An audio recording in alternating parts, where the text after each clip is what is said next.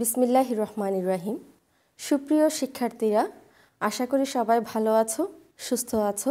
এই করোনাকালীন পরিস্থিতিতে দ্বিতীয় অধ্যায়ে মোটামুটি সবাই সুস্থ আছে এটা ধরে নিয়ে আমি ক্লাস শুরু করছি। সরকারি হাজী মোহাম্মদ মহসিন কলেজ কর্তৃক আয়োজিত আজকের এই ডিগ্রি অনলাইন ক্লাসে তোমাদেরকে স্বাগতম। আমি আমার পরিচয়টা দিয়ে নিচ্ছি। আমি নাসরিন সুলতানা, প্রভাষক অর্থনীতি, সরকারি হাজী মোহাম্মদ মহসিন কলেজ, চট্টগ্রাম। আজকে তোমাদের সাথে আমি যে পেপারটা পড়াতে যাচ্ছি সেটি হচ্ছে ব্যষ্টিক অর্থনীতি। আমার গত ক্লাসের ধারাবাহিকতায় আজকের ক্লাসটা আমি পরিচালনা করব। আমি গত দুটো ক্লাসে ওই একই অধ্যায় পড়িয়েছিলাম, ব্যষ্টিক অর্থনীতির চাহিদা ও যোগানের যে অধ্যায়টি, অর্থাৎ ভোক্তার আচরণ বিশ্লেষণ।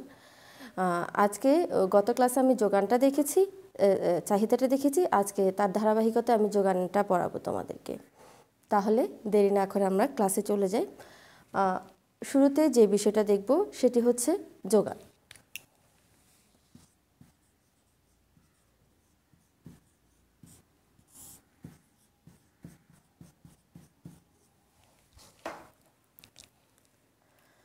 সাধারণত আমরা যোগান বলতে বিক্রয়যোগ্য সকল দ্রব্যকে বুঝে থাকি।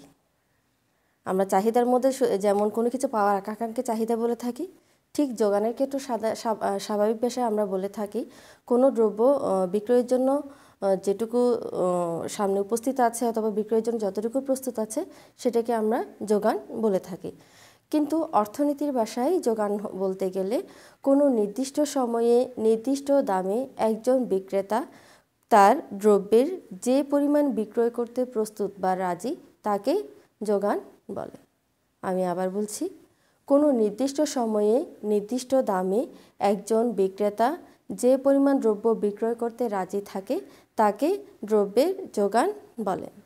আমরা প্রায় বিষয়টা গুলিয়ে ফেলতে পারি মজুদ আর যোগানের মধ্যে। বিক্রয়ের জন্য যে সকল দ্রব্য প্রস্তুত থাকে সেটাকে আমরা মজুদ বলি। আবার নির্দিষ্ট দামে নির্দিষ্ট সময়ে যে পরিমাণ বিক্রয় করতে রাজি সেটাকেই দ্রব্যের যোগান বলে। ধরে নিতে পারি একজন বিক্রেতার 500 মণ ধান আছে। এখন বাজারের প্রচলিত দামে সে 70 মণ ধান বিক্রয় করতে রাজি আছে বা সে বিক্রয় করতে প্রস্তুত। এখন আমার যোগান কিন্তু 200 মণ না, আমার যোগান হবে 70 মণ। শিক্ষার্থীরা আশা করে বুঝেছি। আমি আবার বিষয়টি একটু রিপিট করছি। কোনো নির্দিষ্ট সময়ে নির্দিষ্ট দামে একজন বিক্রেতা কোনো দ্রব্যের যে পরিমাণ বিক্রয় করতে প্রস্তুত থাকে তাকে দ্রব্যের যোগান বলে। আর কোনো নির্দিষ্ট সময়ে একজন বিক্রেতা বিক্রয়যোগ্য দ্রব্যের যে পরিমাণ অংশ তৈরি রাখে বা প্রস্তুত রাখে তাকে দ্রব্যের মজুদ বলে। এখন আমাদের দ্বিতীয় যে প্রশ্ন, শ্রম যোগান এবং মজুদ মধ্যে পার্থক্য বা যোগান এবং মজুদের মধ্যে পার্থক্যটা কোথায়? আমরা দেখি, যোগান বলতে যেটা বুঝি, কোনো নির্দিষ্ট সময়ে নির্দিষ্ট দামে একজন বিক্রেতা যে পরিমাণ দ্রব্য বিক্রয় করতে প্রস্তুত থাকে বা রাজি থাকে তাকে দ্রব্যের যোগান বলে। আর বিক্রয়যোগ্য দ্রব্যের মোট পরিমাণকে আমরা দ্রব্যের মজুদ বলি। অর্থাৎ এখানে নির্দিষ্ট দাম বা নির্দিষ্ট সময়টা থাকবে না, বিক্রয়ের জন্য যে পরিমাণ দ্রব্য সে তৈরি করে রাখে সেটা হবে মজুদ। আর নির্দিষ্ট দামে নির্দিষ্ট সময়ে বিক্রয় ওই মুহূর্তে বিক্রয় করতে যাচ্ছে বা সে প্রস্তুত করে রেখেছে সেটা হচ্ছে দ্রব্যের যোগান। তাহলে আমরা প্রথম যে পার্থক্যটা পেলাম সেটা হচ্ছে সংজ্ঞাগত পার্থক্য।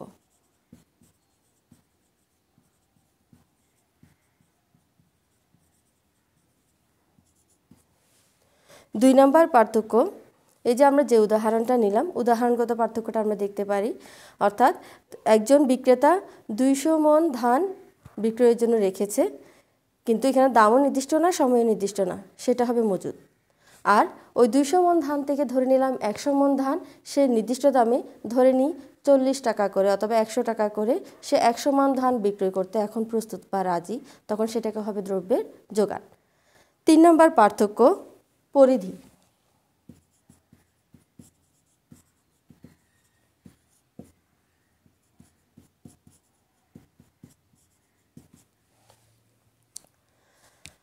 যোগানের পরিধিটা সীমিত আর মজুদের পরিধিটা বিস্তৃত বা ব্যাপক।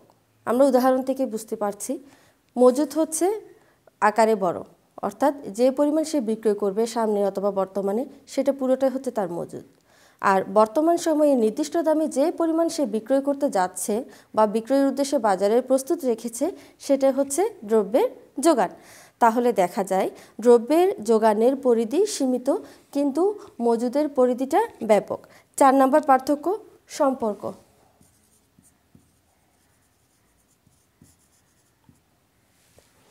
এখানে সম্পর্কটা আমরা দামের সাথে সম্পর্কটা দেখাবো, মজুদের সাথে দামের সাথে মজুদের এবং যোগানের সম্পর্কটা কীরূপ।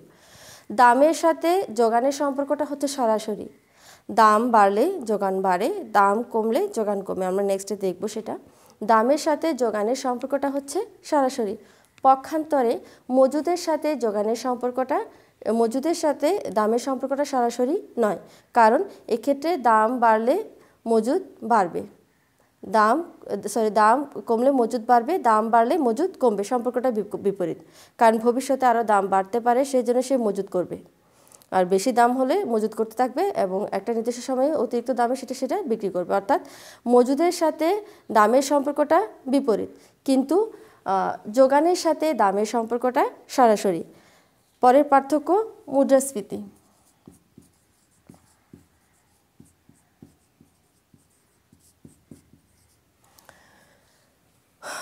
যোগানের পরিমাণ বাড়লে মুদ্রাস্ফীতি কমবে। শিক্ষার্থীরা, আমরা জানি দাম বাড়লে যোগান বাড়ে, দাম কমলে যোগান কমে। বাজারে যদি দাম বাড়ার সাথে সাথে যোগানের পরিমাণটা বেড়ে যায়, আস্তে আস্তে কিন্তু দামের উপর প্রভাব পড়বে, অর্থাৎ দামটা কমতে শুরু করবে। যে পরিমাণ চাহিদা, সেই চাহিদার সমপরিমাণ যদি আমার বাজারে সাপ্লাইটা চলে আসে, তখন অতিরিক্ত যে দাম বা মুদ্রাস্ফীতি সেটা থাকবে না।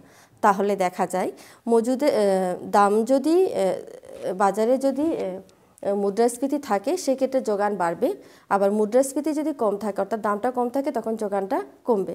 সম্পর্কটা সরাসরি এবং একসময় মুদ্রাস্ফীতিটা নিয়ন্ত্রণে চলে আসবে। আর মজুদের ক্ষেত্রে সেটা বিপরীত, কারণ মজুদের পরিমাণ যদি বাড়ে তখন মুদ্রাস্ফীতি বেড়ে যাবে। শিক্ষার্থী একটু খেয়াল করি, মজুদের পরিমাণ বাড়লে মুদ্রাস্ফীতি বেড়ে যাবে, কারণ বাজারে তখন সাপ্লাই কমে যাবে, চাহিদা থাকবে, দামও বেশি থাকবে। দাম বেশি থাকবে, যোগান কমে যাবে, চাহিদা বেশি থাকবে, আলটিমেটলি মুদ্রাস্ফীতির পরিস্থিতিটা আরও তুঙ্গে উঠবে। কিন্তু যখন বাজারে যোগানের পরিমাণ বেড়ে যাবে তখন মুদ্রাস্ফীতি তুলনামূলকভাবে নিয়ন্ত্রণে আসবে বা শিথিল হতে থাকবে। তাহলে দেখা যায় মুদ্রাস্ফীতির সাথে যোগানের যে সম্পর্ক অর্থাৎ যোগানের যে রিলেশন সেটা আমরা দেখতে পাচ্ছি। যোগান বাড়লে মুদ্রাস্ফীতি কমে, যোগান কমলে মুদ্রাস্ফীতি বাড়বে। তো আবার মজুদের ক্ষেত্রে মজুদ বাড়লে মুদ্রাস্ফীতি বাড়বে, মজুদ কমলে মুদ্রাস্ফীতি কমবে। লাস্ট ওয়ান যেটা জনকল্যাণ।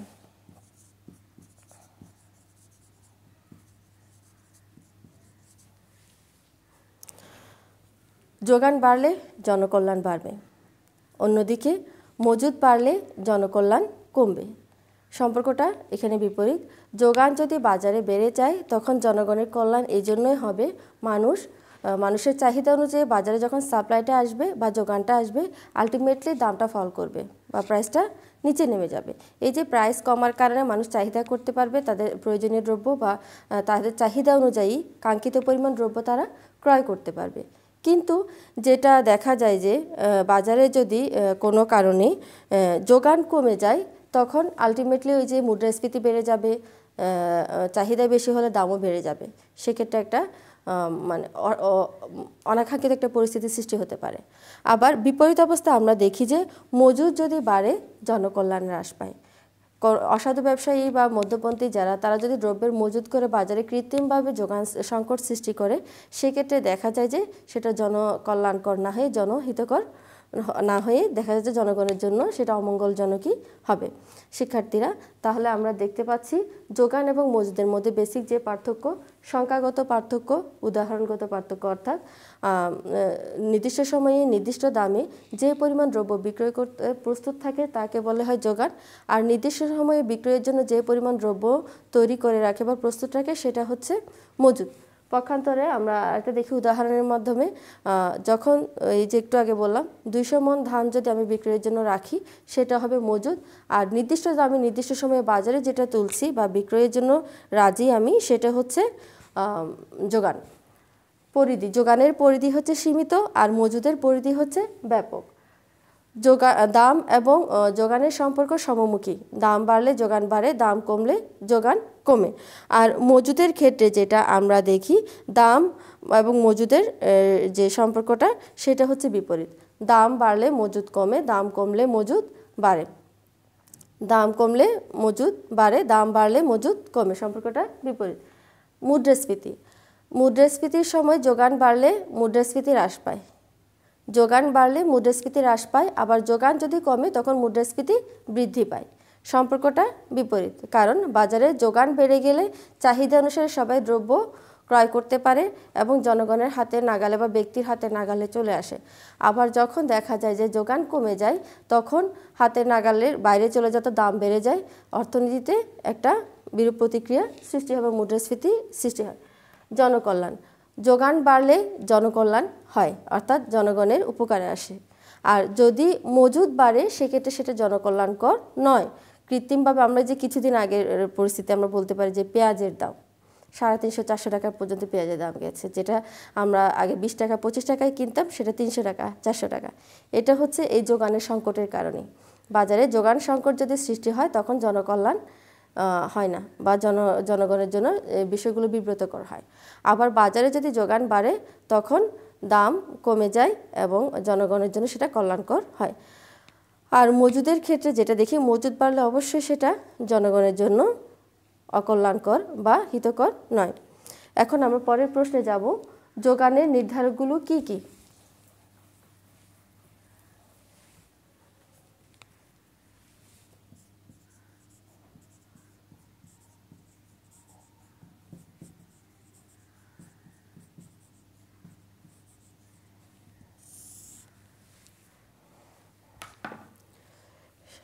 শিক্ষার্থীরা, আমরা চাহিদা যখন পড়েছি তখন চাহিদার ক্ষেত্রে অনেকগুলো নির্ধারক ছিল, ঠিক একইভাবে যোগানেও অনেকগুলো নির্ধারক আছে। আমরা নির্ধারকের বিষয়ে একটু বলে নিই। নির্ধারক হচ্ছে যে সকল বিষয় দ্বারা প্রভাবিত হয়, অর্থাৎ যোগান যে যে বিষয় দ্বারা প্রভাবিত হতে পারে সেই সকল বিষয়গুলোকে যোগানের নির্ধারক বলা হয়। এখন প্রথম যে নির্ধারক, দ্রব্যের নিজস্ব দাম।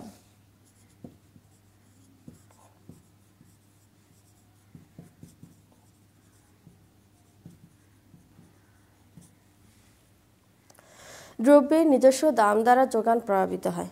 আমরা একটু আগেই বলেছি, দ্রব্যের নিজের দাম যদি বাড়ে তখন যোগানও বাড়বে, আবার দাম কমলে যোগানও কমবে। দামের সাথে যোগানের সম্পর্কটা সমমুখী। 2 নম্বর নির্ধারক হচ্ছে বিকল্প ও পরিপূরক দ্রব্যের দাম।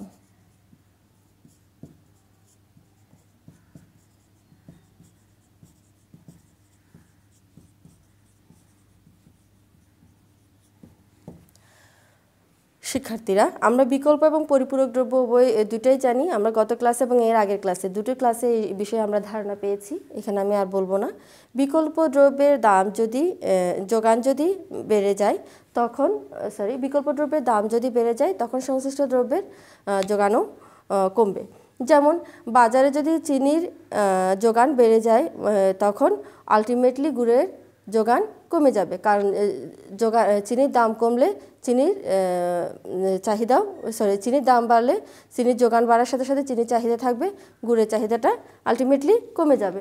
ঠিক পরিপূরক দ্রব্যের ক্ষেত্রে আমরা দেখি, পরিপূরক দ্রব্য হচ্ছে এমন দ্রব্য যেটা একটা ছাড়া আরেকটা ইউজ করা যায় না বা ভোগ করা যায় না।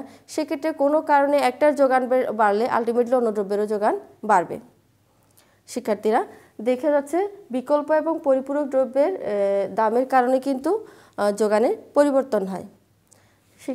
বিকল্প দ্রব্যের মধ্যে একটির দাম যদি বেড়ে যায় তখন অন্যটির যোগান আলটিমেটলি কমে যাবে।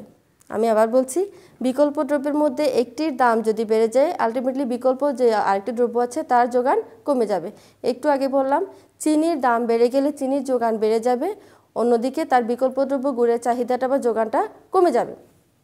আবার এখানে পরিপূরক দ্রব্যের ক্ষেত্রে আমরা যেটা দেখি, দুটি দ্রব্য পরিপূরক হলে এক্ষেত্রে একটির দাম যদি একটির যোগান যদি বেড়ে যায় অন্য দ্রব্যের যোগান বাড়বে, কারণ এগুলো একটি ছাড়া আরেকটি ভোগ করা যায় না।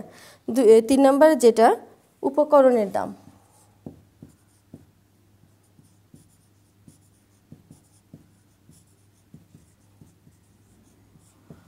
উপকরণের দাম দ্বারাও কিন্তু যোগান প্রভাবিত হয়। উৎপাদন করতে গেলে আমরা জানি 4টা উপকরণ লাগে। আমাদের বর্তমান সময়ে আরেকটু উপকরণ বলা হয় প্রযুক্তি, ভূমি, শ্রম, মূলধন, সংগঠন। এর পাশাপাশি আমরা প্রযুক্তির কথা বললাম। এই উপকরণের দাম বাড়ার কারণে বাজারে যোগান হ্রাস পেতে পারে, কারণ উপকরণের দাম যদি বেড়ে যায় উৎপাদন খরচ বেড়ে যাবে এবং নির্দিষ্ট পরিমাণ অর্থ বা পুঁজি দিয়ে সে বেশি পরিমাণ দ্রব্য উৎপাদন করতে পারবে না। আলটিমেটলি দেখা যাবে যে বাজারের যোগানটা কমে আসবে। আবার উপকরণের দাম যদি কমে যায় তখন উৎপাদন খরচও কমে যাবে, বাজারে যোগান বেড়ে যাবে, অর্থাৎ উৎপাদনের পরিমাণ বেড়ে যাওয়ার কারণে বাজারে যোগান বেড়ে যাবে। শিক্ষার্থীরা তাহলে আমরা বুঝতে পারছি উপকরণের দাম দ্বারাও কিন্তু যোগান প্রভাবিত হয়। আরেকটি পয়েন্ট হচ্ছে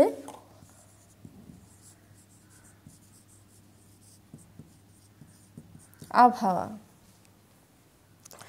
আবহাওয়া দ্বারাও কিন্তু দ্রব্যের যোগান প্রভাবিত হয়। আবহাওয়া যদি অনুকূলে থাকে তাহলে দ্রব্যের যোগান বাড়ে, আর আবহাওয়া যদি প্রতিকূলে থাকে তাহলে দ্রব্যের যোগান কমে। সাপোজ সামনে হচ্ছে শীতকাল, এখন প্রায় একটু শীত পড়তে শুরু করেছে। এই শীতকালে শীতবস্ত্রের চাহিদা যেহেতু বাড়তে থাকবে, দ্রব্যের যোগানও বেড়ে যাবে। এই শীতের ওয়েদারে শীতবস্ত্রের চাহিদা বেড়ে যাবে বা যোগানও বেড়ে যাবে। আবার অন্যদিকে আমরা দেখি বর্ষাকালে বর্ষায় ছাতার চাহিদা বেড়ে যায় বা ছাতার যোগানও বেড়ে যাবে। এই আবহাওয়ার কারণেও দ্রব্যের যোগান প্রভাবিত হতে পারে। আবহাওয়া অনুকূলে থাকলে যোগান বাড়ে, আর আবহাওয়া প্রতিকূলে থাকলে যোগান কমে। প্রযুক্তির পরিবর্তন।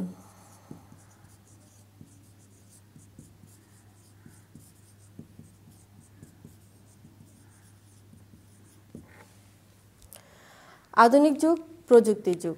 এই প্রযুক্তির পরিবর্তনের কারণে বা পজিটিভ পরিবর্তনের কারণে আমাদের অল্প সময়ে এবং সাশ্রয় মূল্যে বাজারে অনেক দ্রব্যই আমাদের এখন হাতের নাগালে। যেটা আগে আকাশচুম্বী দাম ছিল সেটা এখন আমাদের হাতের নাগালে পৌঁছে গেছে এই প্রযুক্তির পরিবর্তনের কারণে। প্রযুক্তির পরিবর্তনের বা বৈপ্লবিক পরিবর্তনের কারণে দ্রব্যের যোগান পরিবর্তন হয়। অর্থাৎ প্রযুক্তির যদি পজিটিভ পরিবর্তন হয় বা বৈপ্লবিক যে পরিবর্তন হয় তাহলে দ্রব্যের যোগান বাজারে বাড়বে। পরের পয়েন্ট হচ্ছে উপকরণের সহজলভ্যতা।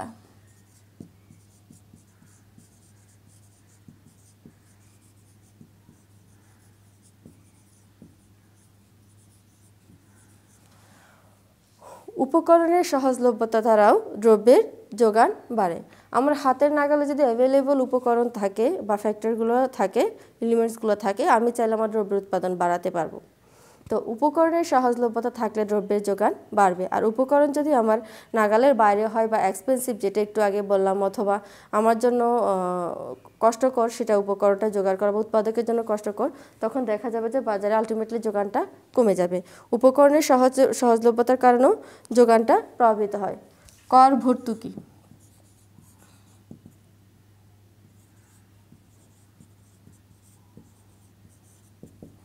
শিক্ষার্থীরা, ট্যাক্স অ্যান্ড সাবসিডি আমরা জানি, কর এবং ভর্তুকি। কর হচ্ছে যেটা সরকার আরোপ করে, যেটা বাধ্যতামূলক পদে বিনিময়ে কোনো প্রকার উপকার বা সুবিধা আশা করতে পারে না সরকারের কাছ থেকে জনগণ, সেটা হচ্ছে কি কর। আর ভর্তুকি হচ্ছে উৎপাদককে উৎপাদনে প্রণোদনা দেওয়ার জন্য সরকার যে পরিমাণ আর্থিক সহায়তা এবং বিভিন্ন সুযোগ সুবিধা দিয়ে থাকে সেটা হচ্ছে ভর্তুকি। এখন কথা হচ্ছে কর আরোপের ফলে দ্রব্যের যোগানের ক্ষেত্রে কী হয় এবং ভর্তুকি আরোপের কারণে দ্রব্যের যোগানের ক্ষেত্রে কী প্রভাবটা পড়ে। কর আরোপ করা হলে দ্রব্যের যোগান কমে, আর ভর্তুকি আরোপ করা হলে দ্রব্যের যোগান বাড়ে। আমি আবার বলছি, কর বাড়ানো হলে বা কর আরোপ করা হলে দ্রব্যের যোগান বাড়ে, যোগান কমে, আর ভর্তুকি আরোপ করা হলে দ্রব্যের যোগান বাড়ে। কারণ কর আরোপ করা হলে উৎপাদকের উৎপাদন খরচ বৃদ্ধি পায়, কারণ উৎপাদন খরচের উপরে আরেকটা নির্দিষ্ট খরচ যোগ হয় কর। সরকারকে যেটা বাধ্যতামূলকভাবে প্রদান করতে হয় সেটাই হচ্ছে কর। আর ভর্তুকি হচ্ছে এমন একটা বিষয় যেটা বললাম উৎপাদনে প্রণোদনা দেওয়ার জন্য, উৎপাদককে উৎপাদনে উৎসাহিত করার জন্য সরকার কর্তৃক নির্দিষ্ট প্রদানকৃত অর্থ হচ্ছে ভর্তুকি। এই ভর্তুকির কারণে দ্রব্যের যোগান বাড়ে।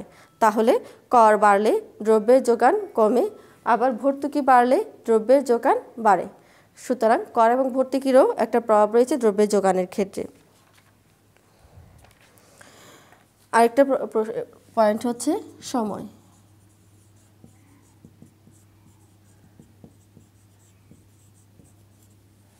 সময়ের প্রভাব। সময় দ্বারাও কিন্তু দ্রব্যের যোগান প্রভাবিত হয়। যেমন স্বল্পকালে কোনো দ্রব্যের যোগান দাম বাড়লে হঠাৎ করে বাড়ানো সম্ভব না, আবার দীর্ঘকালে সেটা চাহিদা বাড়ার সাথে সাথে অথবা বাজারে একটা নির্দিষ্ট চাহিদা অনুসারে দ্রব্যের যোগানটা বাড়ানো সম্ভব। তাহলে দেখা যায় সময়ের কিন্তু প্রভাব আছে যোগানের উপর। এমন অনেক দ্রব্য আছে, আমরা পচনশীল অপচনশীল অনেক দ্রব্য আছে, যেগুলো পচনশীল দ্রব্য সেগুলো বিশেষ করে আমরা উদাহরণস্বরূপ বলতে পারি শাকসবজি, মাছ, মাংস। হঠাৎ করে যদি দাম বেড়ে যায় তাহলে আমার উৎপাদন বাড়িয়ে সেটাও বাজারে সাপ্লাই দিয়ে বা যোগান বাড়ানো সম্ভব না। আবার যে সকল দ্রব্য আমি কারখানা বা মেশিনারির সাহায্যে উৎপাদন করতে পারি সেগুলো দাম বাড়ার সাথে সাথে হয়তো রাতারাতি আমি উৎপাদন করতে পারি। সেক্ষেত্রে সময়ের প্রভাবও যোগান বৃদ্ধির ক্ষেত্রে বা যোগান হ্রাসের ক্ষেত্রে ভূমিকা রাখে। লাস্ট একটা পয়েন্ট, ক্রমহ্রাসমান উৎপাদন বিধি।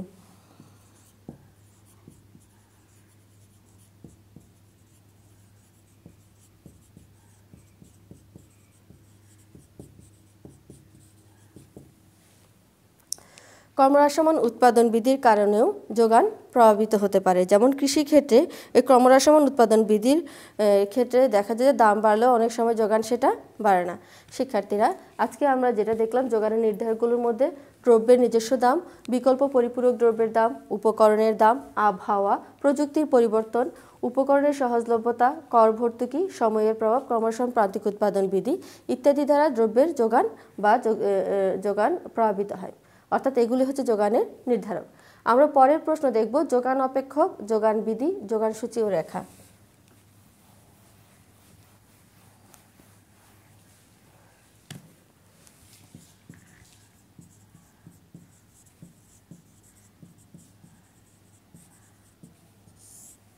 যোগান অপেক্ষক কি? শিক্ষার্থীরা, আমরা চাহিদা অপেক্ষক পড়েছিলাম, ঠিক একই রকম হচ্ছে যোগান অপেক্ষক।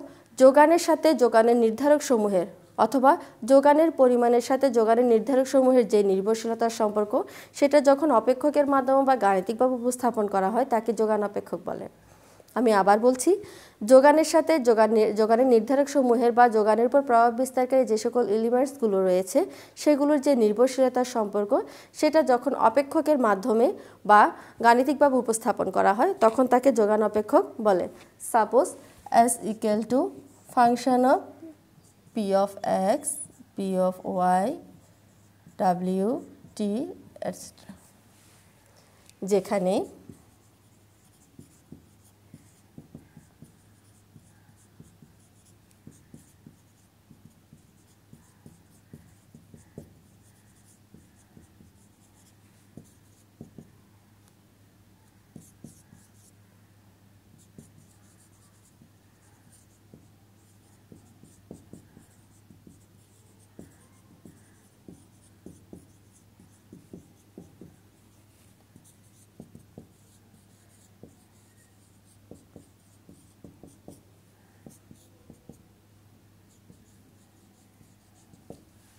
শিক্ষার্থীরা, আমরা এখানে দেখতে পাচ্ছি S equal to function of Px, Py, W, T dot dot, মানে অনেকগুলো নির্ধারক রয়েছে সেটা আমি বুঝালাম।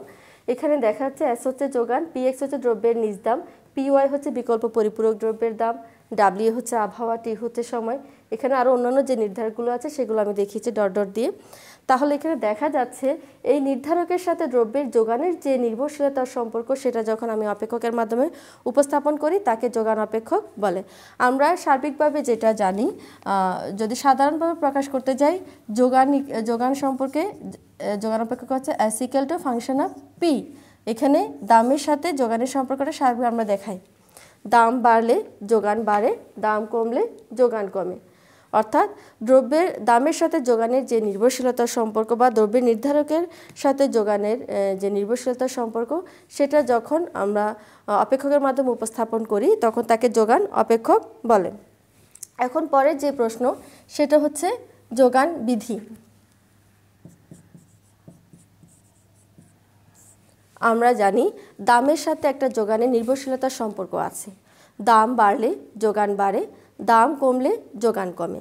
দামের সাথে যোগানের এই নির্ভরশীলতার যে সম্পর্ক বা ক্রিয়াগত সম্পর্ক বা সমমুখী সম্পর্ক সেটাকে বলা হয় যোগান বিধি। আমি আবার বলছি, অন্যান্য অবস্থায় স্থির থেকে দাম বাড়লে যোগান বাড়ে, দাম কমলে যোগান কমে। দামের সাথে যোগানের এই নির্ভরশীলতার সম্পর্ককে বলা হয় যোগান বিধি। পরের প্রশ্ন হচ্ছে যোগান সূচি ও যোগান রেখা।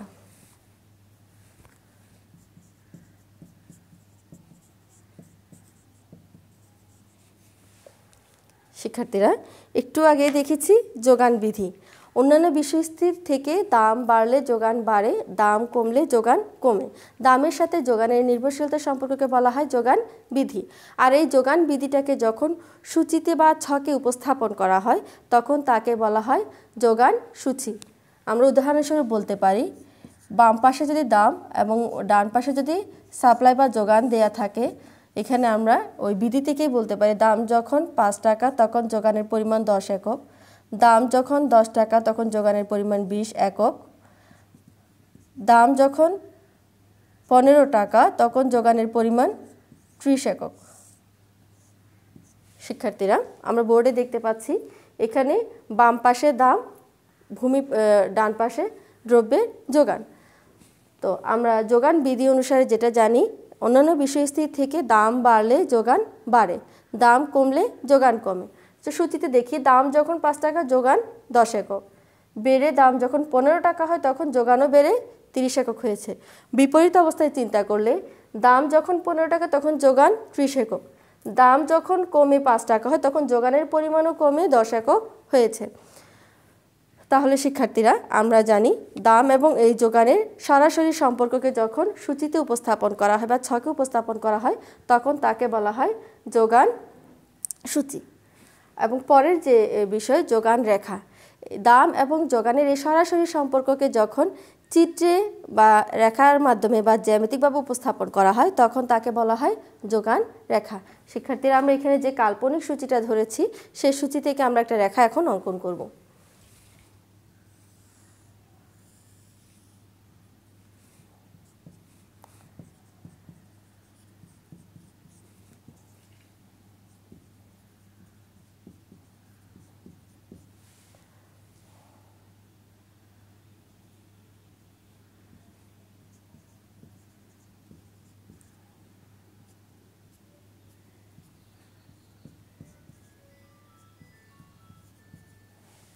এখানে সূচিতে দেখা যাচ্ছে দাম যখন 5 টাকা তখন আমার যোগানের পরিমাণ 10 একক, দাম যখন বেড়ে 10 টাকা তখন যোগানের পরিমাণ বেড়ে আমার 20 একক হয়েছে, যেটা আমরা বি বিন্দু দ্বারা দেখাতে পারি।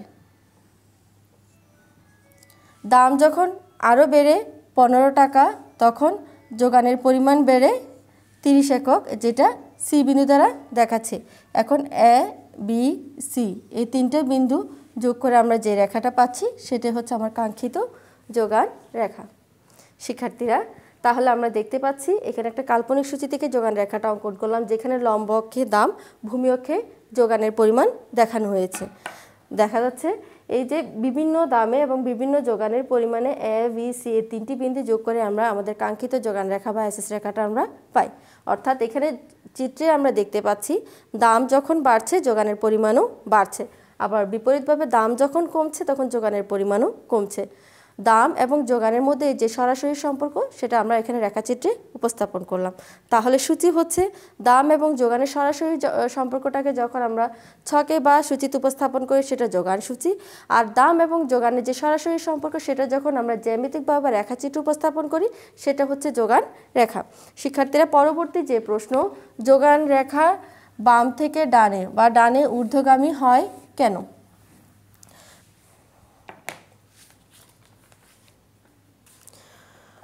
অন্যান্য বিষয় স্থির থেকে দাম বাড়লে যোগান বাড়ে, দাম কমলে যোগান কমে। দামের সাথে যোগানের এই সমমুখী সম্পর্ক আমরা যোগান বিধিতে দেখতে পাই, এবং এই যোগান ওই দাম এবং যোগানের যে সমমুখী সম্পর্ক সে সমমুখী সম্পর্কের কারণে সাধারণত যোগান রেখা বাম থেকে ডানে ঊর্ধ্বগামী হয়। এবং এই ক্ষেত্রে যে যে বিষয়গুলো প্রভাব ফেলে তার প্রথমটা হচ্ছে অধিক মুনাফা লাভের প্রত্যাশা।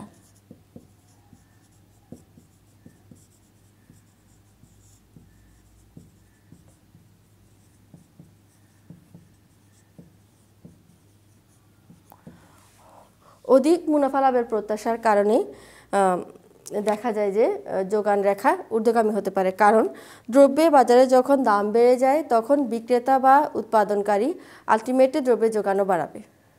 কারণ সে চেষ্টা করবে বেশি পরিমাণ বিক্রি করে ওই বেশি দাম থেকে বেশি পরিমাণ মুনাফা অর্জন করতে। আর এই বেশি পরিমাণ মুনাফা অর্জন করার জন্য বা অধিক পরিমাণ মুনাফা লাভের আশায় সে চেষ্টা করে বাজারে যোগানের পরিমাণ বাড়াতে। তাহলে দেখা যায় এই যে অধিক মুনাফার প্রত্যাশার কারণে দাম বাড়লে যোগান বাড়বে, আবার দাম যদি কমে যায় তখন যোগানের পরিমাণ আলটিমেটলি কমে যাবে।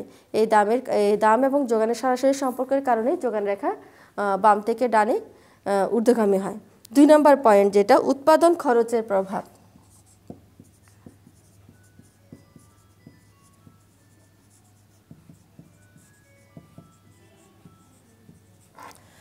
উৎপাদন খরচের প্রভাবের কারণেও যোগান রেখা বাম থেকে ডানে ঊর্ধ্বগামী হয়।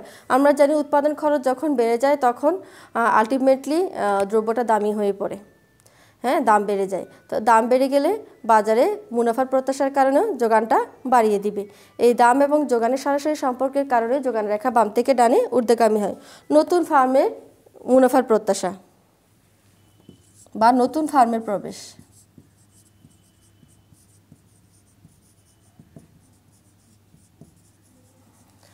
নতুন ফার্মের প্রবেশ এখানে বিষয়টা আমরা এভাবে ব্যাখ্যা করতে পারি। বাজারে যখন কোনো একটি দ্রব্যের দাম বেড়ে যায় তখন দেখা যায় যে নতুন কোনো ফার্ম সেখানে গিয়ে ওই বেশি দামে দ্রব্য বিক্রয় করে মুনাফা লাভের আশা করে, অর্থাৎ সেও চেষ্টা করে বাজারে ঢুকবে এবং ওই ব্যবসায় নিয়োজিত হয়ে দ্রব্য বিক্রি করে মুনাফা অর্জন করবে।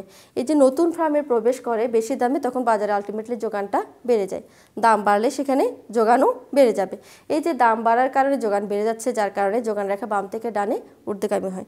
শিক্ষার্থীরা এই 3টা পয়েন্টে আমরা মূলত হাইলাইট করতে পারি যোগান রেখা বাম থেকে ডানে ঊর্ধ্বগামী হয় কেন। এখন লাস্ট প্রশ্ন, পশ্চাৎগামী যোগান রেখা।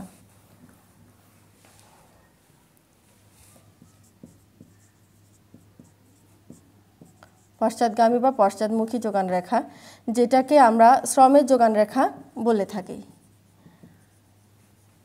শিক্ষার্থীরা প্রশ্নটা এভাবেও আসতে পারে, শ্রমের যোগান রেখা ব্যাকওয়ার্ড বেন্ডিং হয় কেন, বা শ্রমের যোগান রেখা পেছন থেকে বাঁকানো হয় কেন, অথবা শ্রমের যোগান রেখা পশ্চাৎমুখী হয় কেন।